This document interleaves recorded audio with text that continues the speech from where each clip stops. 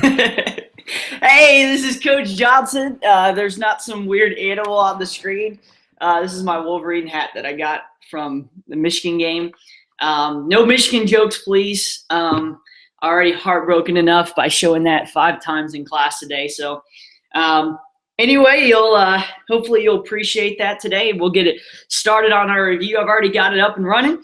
So we're going to get it rolling. Remember, if you have a question, number 770-757-2240. Right now, we're starting off on a good note. Right now, we have 0 followers, 0 viewers tonight. So really starting on a good note. We'll hopefully only, we only can go up from here. So me and we'll be up here. We'll do the best we possibly can to get you prepared for this test. So here we go. Let's get it rolling. One quick thing to note, and I'm going to get this up and running. Couple things to note here from the review. I had a couple questions. I know Seabass couldn't be here today, but he did have a couple questions he wanted to throw my way. I know I went through a lot of good questions in class today, and it kind of hopefully helped you out as we prepare for the test. I want to just pull it up. Oh, here we go. Make sure you text in if you have a question. I know Seabass did, so we're going to look at that. His question was, I don't know what to do after tangent of 2x equals the square root of 3 over 3 for number 10. So in number 10, you'll notice that after simplifying, we figured out that tangent squared. What I'm going to do, I'm going to do this. I'm going to kind of go on this side here. Oh no, we may have some trouble here. Let's see here, kind of messing up. Let me make sure. See that? The pad's not working right now. Let's see if we. Oh man, well, I guess we'll have to do it the old-fashioned way here. Let me make sure. Let me see here. We're going to switch it up. You'll notice that as you solved for it, you notice that you got tangent of 2x equals the square root of 3 over 3. And in doing the square root of 3 over 3, you notice that now you isolate the tangent of 2x on that left side. So before we bring that 2x into play, the important thing to note is that we've got to first solve for where tangent is going to be equal to, dadgummit, I'm sorry, y'all. This pad is just not working. Maybe boot pad is not working right now. So I'm going to do it the old-fashioned way. I apologize in advance for this, but we're going to do the best we possibly can. I'm going to do it by hand. And again, I apologize for all the bad handwriting that we'll have here in the future. Trying to think of what else I could do. You know what I'm going to try to do? Let's do this. Let me try this, okay? Apologize. Let me go here. We're going to get this working here. Let me see if this works. It may be backwards, so if it does, I apologize. Let's see. Yeah, it's all backwards. Dadgummit. All right, so we're going to try to go as far as we can with the tablet here, and I'm just going to try to explain it more by words, but you notice that as we solve for this, let me get that out of here. Let's see here. Oh, it's just not working. It's messed up. All right, we'll make do. Here we go. So, and again, if you can't see this very well, you could come in tomorrow morning, and again, we could touch base on that a little bit more if you have any other questions. But we know on number 10, tangent of 2x equals the square root of 3 over 3. Now, that's pretty simple. I think everybody understands how to do that. If you don't, let me know and we could explain it on here. But the question is where's tangent going to be square root of 3 over 3? Well, remember that tangent's positive in 2 locations, in quadrant 1 and in quadrant 3, okay? Oh, it wasn't backwards. Y'all can't, okay. So if it wasn't backwards, let me see if I can do it here.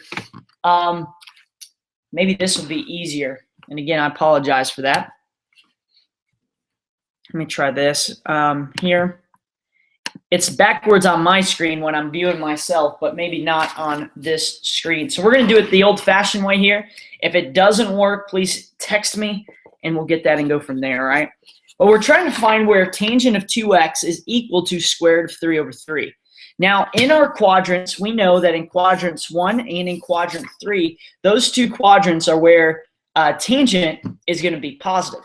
So now we look and see where is tangent going to be square root of 3 over 3. And we notice that tangent is square root of 3 at two places, okay?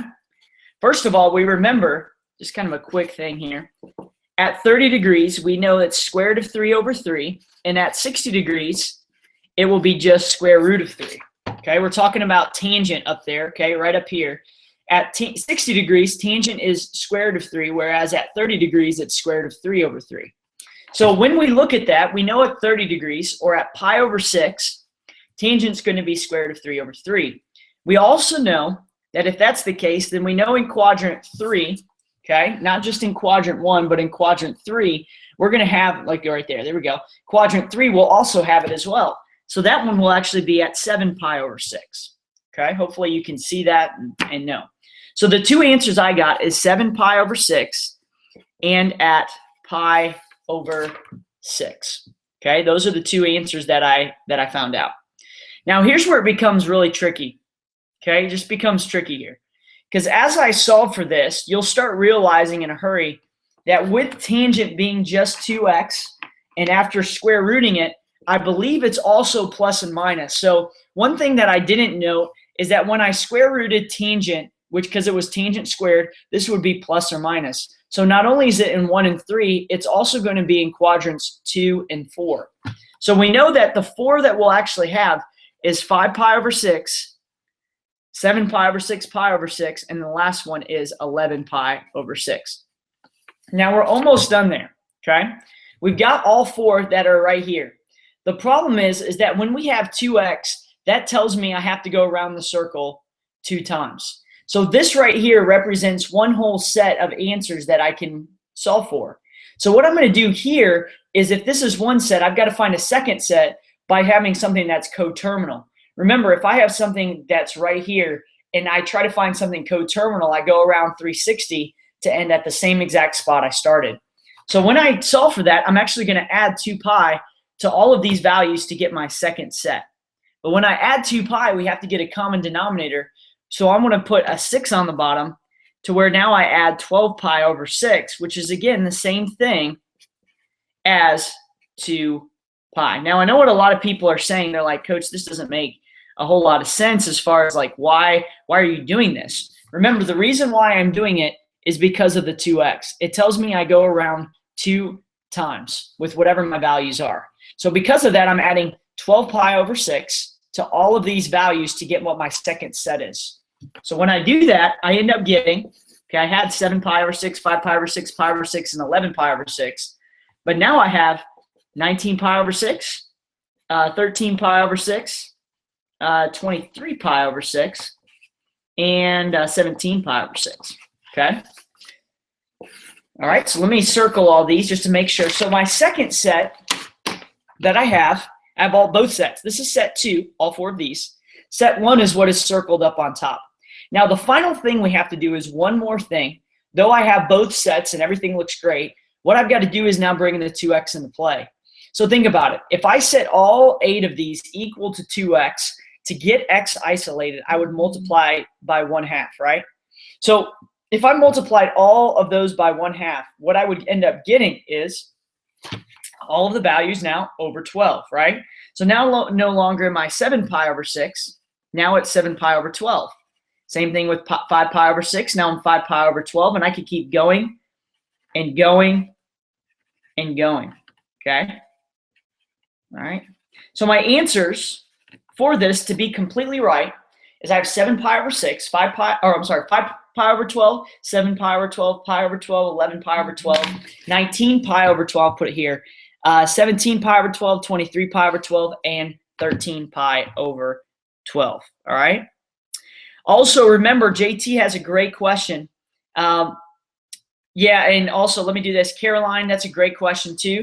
The problem I did was number 10. This one was the one with tangent squared 2x with, I think it's like 3. Let me see. I think it's, let me make sure. Let me pull that up. Number 10 is the one with 3 tangent squared 2x minus 1, where you add 1, divide by 3, then square root it. And that's how I get that plus minus there. JT, you had a great question. When do I use the 2 pi n? I will tell you on the test when that is used. I don't think that there's going to be one, but if there is one, I will definitely tell you, hey, number whatever is one that we'll use. Note here, because it is tangent, normally it has a period of pi. So remember to find that period, it's pi over b instead of 2 pi over b. So instead of adding pi n to all of this, I'd actually add pi over 2n or pi n over 2 to all of these values. Again, that's not going to be a concern. Really what I'm looking for is just those values from 0 to 2 pi to be able to satisfy that equation there, okay? Hopefully this is working for y'all. I apologize for all this mess ups here, but we're going to be flexible and we're going to keep it rolling, all right? All right. Someone is actually an imposter here. Someone, this is weird. Someone's just throwing out stuff right now. I hear number 9. Caroline, I answered that. JT, I got yours. Let's do number 9 because that's really the next one. Alexis is asked number 9, so we're going to do that one, and then we're going to go to Seabass. I don't know who is the imposter, Seabass. I apologize. But we're going to do numbers 9, 12, and 14. We'll follow in that order. So let's go to number 9. Let's see if we can solve this bad boy and go from there. All right, number 9 says cosine of negative x, okay? Cosine of negative x equals 3/4, and tangent of x equals square root of 7 over 3, okay? All right, so we've got that one there. Here we go. Make sure I've got that. Okay, we've got that information right there. Now, on the formula sheet that I'm going to give to you tomorrow, you'll note that as you look at that formula sheet, that the identities, the cofunction identities, will be important to be able to identify what cosine of negative x is equal to and what sine of negative x is equal to. Because what it asks for is exactly that. Sine of negative x is what it asks for, right? It asks for that right there. Now, if we know cosine of negative x is equal to 3/4, we got to remember that cosine of negative x is equal to cosine of x, right? So if that's true, what we're saying is cosine of x is 3/4. We don't have to change the sign for this cofunction. So we just say cosine of x is 3/4, which helps us out a lot. Because what we can do now is we could take both cosine and tangent, okay? Let's put that up there. We could take cosine and tangent and use that to solve for what the sine of negative x is. Remember, what is the sine of negative x? That cofunction is equal to negative sine x. Okay, so remember that going forward. We're first going to solve for sine of x, but then because of the cofunction, we're going to include a negative on there to be able to make it equal to sine of negative x. So remember, how do I solve this? Well, to do it, we could do one of 2 ways. One of the main ways that I showed in class is that we set tangent of x equal to sine over cosine. Tangent of x equals sine over cosine. Now that will help us because the sine is, well, we don't know. So we'll label that as x. So it should look like this. It should be square root of 7 over 3, which is tangent, equals sine. We don't know sine, so we're going to put x over cosine. Cosine we do know. We know that that's 3/4, right? So we have that as our cosine, tangent, okay? So just to make sure you're following me here, here's what we got. We've got our tangent right there equal to sine over cosine. So how can I get that cosine out of there? Well, I can actually multiply by 3/4 on both sides. A lot of people debated this. You could also flip it to the top and then multiply by the reciprocal, which would be the same thing. So if we multiply by 3/4 here, we notice that that will cancel, leaving us canceling out the 3's. X is now equal to the square root of 7 over 4. Okay, square root of 7 over 4. Now, once we do the square root of 7 over 4, all right, just making sure I have all the questions answered in case someone did. We now know that x, or the sine, is square root of 7 over 4. But remember, what is sine of negative x? It's the same as negative sine of x. So if this is sine of x, how can I find negative sine of x? Well, simply I just add a negative to this to be equal to negative square root of 7 over 4 is equal to sine of negative x. And that would be our final answer here. Let me pull that up there. That would be our final answer there in solving. Remember, this is sine of x without the negative there. And then I add the negative because sine of negative x equals negative sine of x moving forward. All right? Hopefully that's helping y'all. I know I'm using a lot of paper, but hey, it's all worth it right now. We know that I'm just glad y'all can see me and that we can work with it. The next one on the queue was number 12, and then we'll move into number 14. Number 14, Caroline had a good question on that, so we're going to go to that one here shortly. Let's do this one, though. Let's go to number 12 first. Number 12 states 2 sine squared of x, it's a good one, minus 2 equals cosine of x. It's like slap your mama good. It's good, just good stuff. Good stuff. And I'm gonna put number 14 here. Oh man, 14, that's a tough one.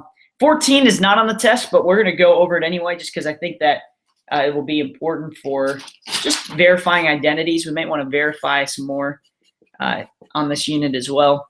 So I have 12 and 14. If you have another problem while we do this, throw it on the queue. Give me a little holla out there. Hopefully you like my Wolverine head here. You know, it's kind of dancing all over the place. We can go from there. All right. Maybe I'll show you some dance moves at the end of tonight. You know, maybe give you some pointers.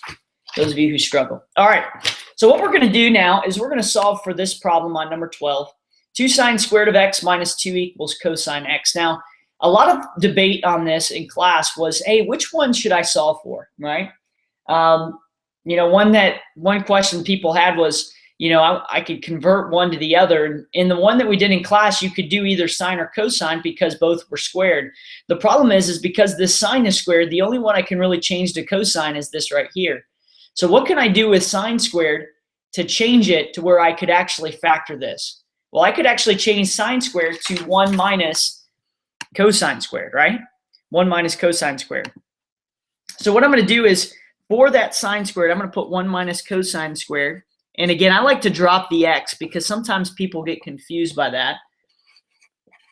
So what I should do is I literally plugged in 1 minus cosine squared in for x, or sine squared. And what I'm going to do now is I'm going to distribute that 2 across. So when I distribute that 2 across, I'll have 2 minus 2 cosine squared minus 2 equals cosine x. Okay? So again, I distributed the 2 here.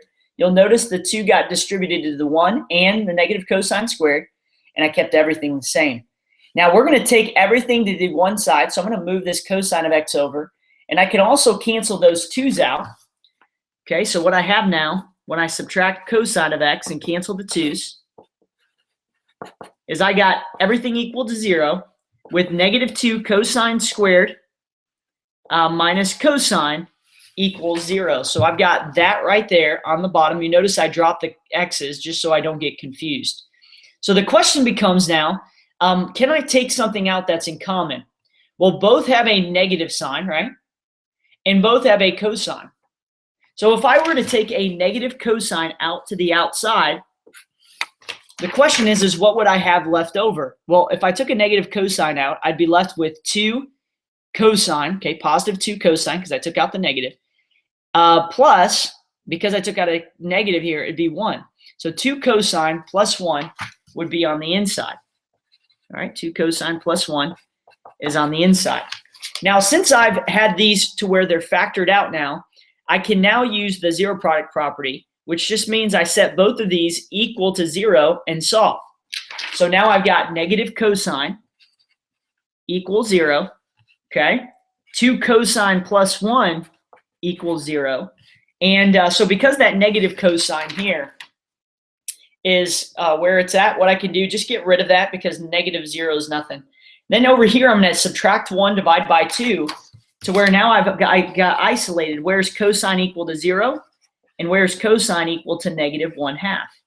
Well, cosine is equal to 0 at 2 spots. It should be on pi over 2 and 3 pi over 2 is where the x is 0. So I'm going to put pi over 2 and 3 pi over 2 as my 2 answers. And where's cosine negative 1/2? We note that x is negative 1/2 at 2 places, in quadrant 3 and quadrant 4. And I believe it's at 120 degrees. And at, so I think it's 2 pi over 3 and at 4 pi over 3. Check me on that. Text me if I'm wrong. But I believe that is correct at 2 pi over 3 and 4 pi over 3 for negative 1/2. And 0 is pi over 2 and 3 pi over 2. Okay? All right. We're rolling right now. We just got done with number 12. We're going to move on to number 14. This one's tricky, isn't it? It's very tricky. What I would do is the toughest side, I would say, is this left side right here. Okay? I would say that's the left side toughest. But let's do this. Let's take the square root to both the 1 plus sign and the 1 minus sign. Okay, so we have 1 square root of 1 plus sign over the square root of 1 minus sign.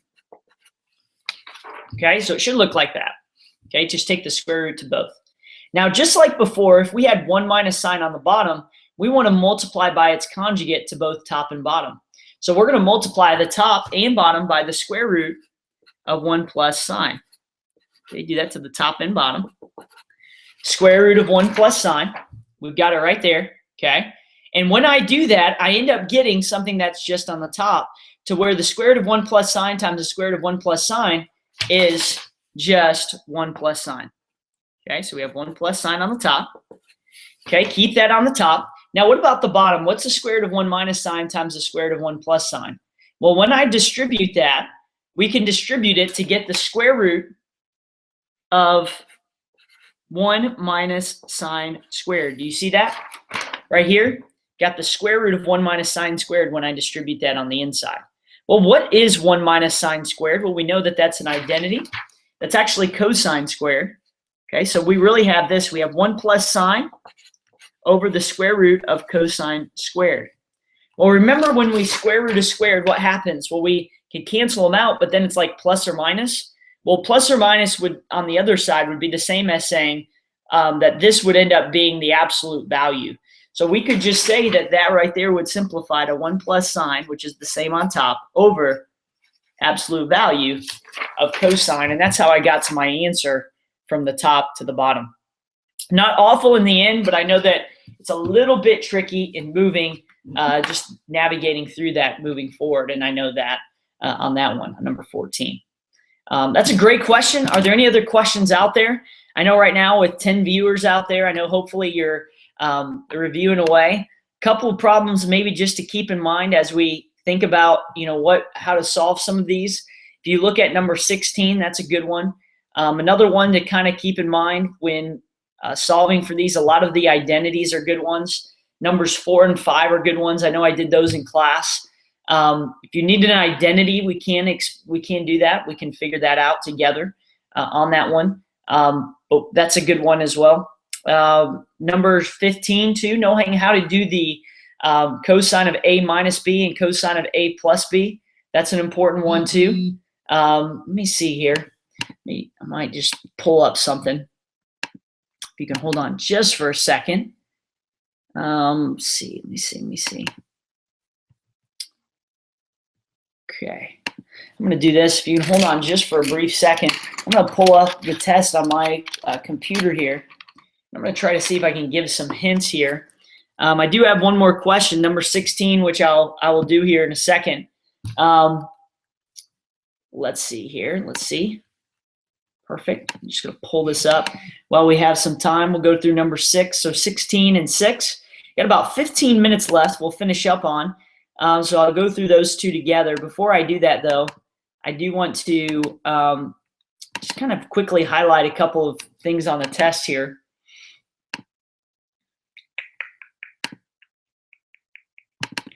All right. Let's go through some of these right in here. Perfect.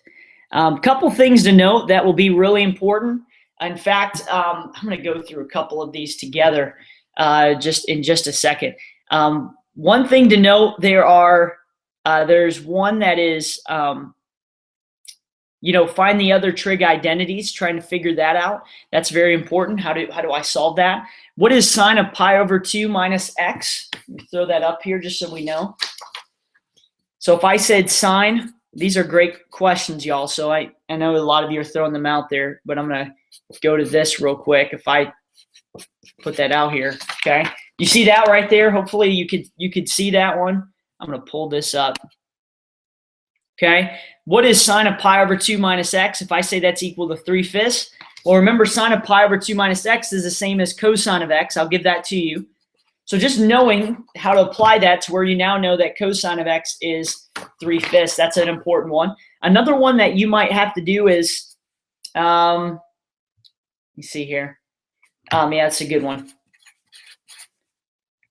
Throw this down.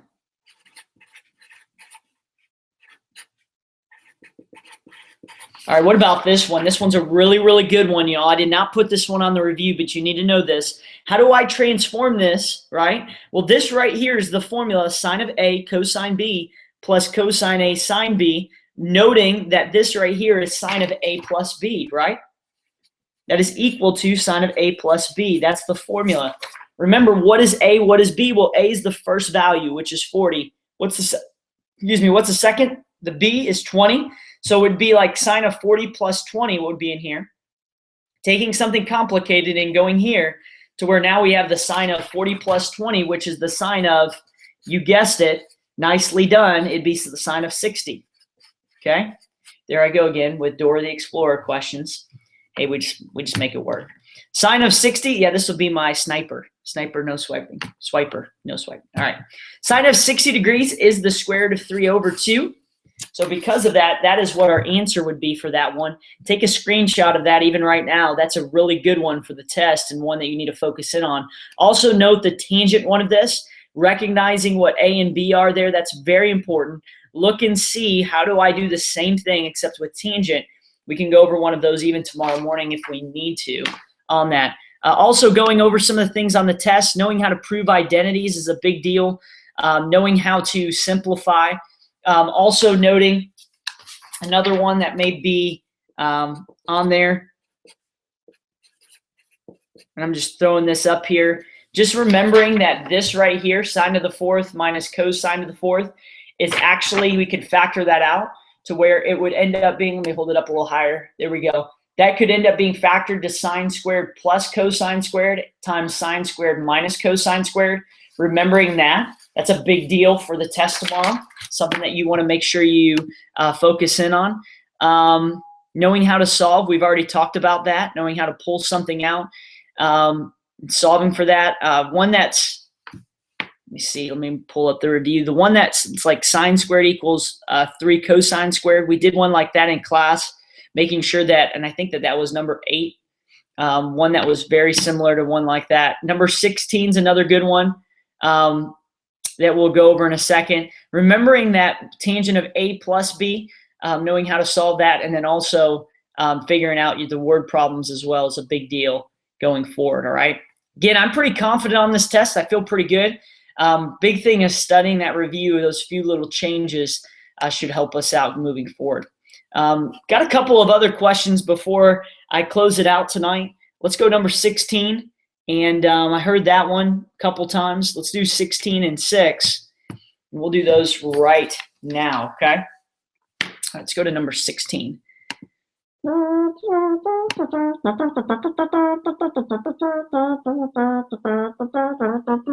Pull it up. There we go. 16. Well, that's a good one. What is the cosine of A minus B? Well, the first thing I do now, remember the other one, right?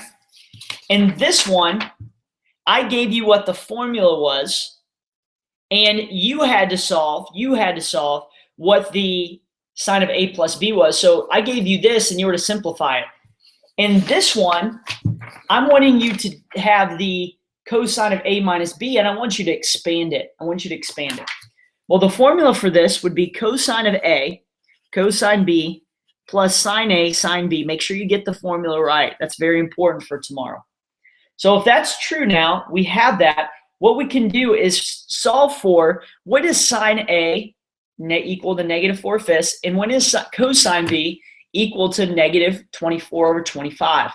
Well, this is where it becomes a little bit different, because here's what we know. We know that sine of A is negative 4/5. We also know that cosine of B is negative 24/25. But what we don't know is what is sine of B and what is cosine of A. What we have to do is use the other information that was given to us to be able to solve for that. Note, I don't know sine B and I don't know cosine A. So what I'm going to do is I'm going to come up with two different quadrants. Note that I did not tell you which quadrants they were in, but I'm going to tell you right now just so we have it. I'm going to say both of them are in quadrant 3, okay? That means the sine of A, we're going to have that in quadrant 3. Put that angle there. And I'm going to put the cosine of B, that's going to be in quadrant 3 as well, all right? So that'll be negative 24/25, and negative 4/5 would be sine. So that's opposite over hypotenuse. Note how I made my triangles, right? So sine of A, cosine B, you'll notice how I made both of them. Notice this is opposite over hypotenuse. Notice how it's connected to the x-axis. And again, I should put a theta right there, but that's the idea. So what do we want to do now is solve using the Pythagorean theorem for the other sides. We note that the first one is a 3, 4, 5 triangle. And since it's going to the left, we'll have it as negative 3 on that side. So there's the negative 3 there. We also note that 24, I believe, is 24, 7, and 25. I'm going to put this up here real quick just to make sure. Yep, that's exactly right. So you have 20. That's right. It'll end up being 7, right? So the opposite side should be negative 7, just like that. Okay, so we have negative 7 here. So what is the sine of B? Notice that A and B are different. They can't be in the same quadrant. So what is the sine of B? Well, I come down here and I know it's negative 7 over hypotenuse. Hypotenuse would be 25. So it would be negative 7 over 25 is sine of B. Okay, cross that out. And cosine of A would be negative 3 over 5. Okay, cross that out. So now I can take what I have here, which is these two multiplied together and added to these two. And what I can do now is simplify. All right, so I've got negative 3/5 times negative 24/25. I'm going to simplify, and when I do, I should get 115 on the bottom. On the top, I should get 92. Okay, so I should get positive 92 over 115 plus 28 over 115. When I add those two together, I apologize for that cosine of B being in the way, but you can kind of see it here. This is what two are added together. When I add those together, I have 92 plus 28, which gets me 120 over 115, common denominator. 120 and 115 can be divided by 5. So when I divide the top by 5, I should get 24, right? 24. And when I divide the bottom by 5, I should get 23. So my answer, when simplified, what is the cosine of A plus B? It'd be 24 over 23. With all this work shown, it's a tough problem, but I think that, again, tackling it, putting down the formula, drawing the two quadrants in that spot, and then figuring out the missing side, plug it into what I now know, multiply, and then go from there. We are G to G. For those of you who don't understand text language, that's good to go. Good to go. So right now, how are you doing? You feeling good for this test? Okay. I want you to scream self-confidence in your Mac right now. I can do this. Tell yourself I can do this. I'm waiting for you. You can do this. We can do this together. We're all in this together. High School Musical Chapel. Madison, good job on the High School Musical Chapel. Very nicely done. All right. Let's go to the last one. Can we do the grand finale, if this is such thing? Grand finale here. Number 6. Let's go to number 6. So I don't know how to really do that one. It's gonna be a tough one. I don't really know how to do that one. Does anyone else love identities? I love identities. You love identities? I do. I love identities. I don't know why. I do. I'm a math teacher. That helps. All right. There's the problem, number 6. We're going to finish off with this grand finale. I don't have any other questions, so we're going to finish off on this one. So what is the harder side? I would argue the left side's the harder side, so we're going to start on that side. So on secant minus cosine all over tangent. The key tomorrow, okay, remember a couple things. Toughest side. Step number 2, can I factor? Yes or no? If we have to use conjugate, you kind of try that and go from there. Step number 3, are there identities that are squared, that we call them Pythagorean identities, that would simplify that side to equal the other side? That's step 3. Step number 4 is now we go to sine and cosine. So like secant would be 1 over cosine minus cosine all over tangent, remember, is sine over cosine, right? Now this looks like a whole heap of mess, doesn't it? A whole heap of mess, and I know that. Looks kind of weird right here. Everything's right in this area. But what we can do is 2 things. Number 1, let's move this sine over cosine to the top. We've got to multiply it by this one as well as this one. So multiply by, when we do the flippity flip, cosine over sine. So what we have now is 1 over cosine times cosine over sine minus cosine times sine over, or cosine over sine. I'm sorry. Cosine over sine. All right. So what I got is, let's see if we got it here. Ah, there we are. I got this right here. Okay. So let's multiply these 2 together. Notice we could cancel these 2 here to where now we have the following. We have 1 over sine minus cosine squared over sine. Okay. Now, since I have a common denominator here, okay, I'm going to put this down. Let's put this part down. There we go. Since I have 1 over sine here, minus cosine squared over sine has a common denominator, we're going to do this to where now we have 1 minus cosine squared all over sine. Okay? All right, right there. 1 minus cosine squared all over sine. What is 1 minus cosine squared? Well, we know that identity. You could do it off to the side. Well, 1 minus cosine squared is the identity that equals sine squared. So it'd be as if this is equal to sine squared. So now I've got sine squared over sine. I could cancel a sine on top and bottom, leaving me with just a sine. Let me show you that last part just so you remember here. There we are right here, sine squared over sine, because that equals sine squared. Cancel a sine out to equal sine. That is my answer, and that's how I solve it. Remember that there are no multiple choice like I have on there on that sheet. Again, if you have any questions, bring them in tomorrow. We'll look at those together. Any last minute questions, I'll wait for just a couple minutes, or I'll just actually wait just a couple seconds. But if you have any last minute questions, please text those in to me. And if you have any other questions, you could go back through this YouTube or come in tomorrow morning. I'll start the study session around 7:10. So come on in, get it rolling, and we'll help you out as best as we possibly can. All right? Hey, I believe in y'all. Hope you have a great night tonight. Keep studying. Keep working hard. Let's nail this test tomorrow. Let's do the best we can on it. Verifying identities, make sure we solve those. Other than that, I'm not getting any more texts in. You have a great night, and see you tomorrow. Bye.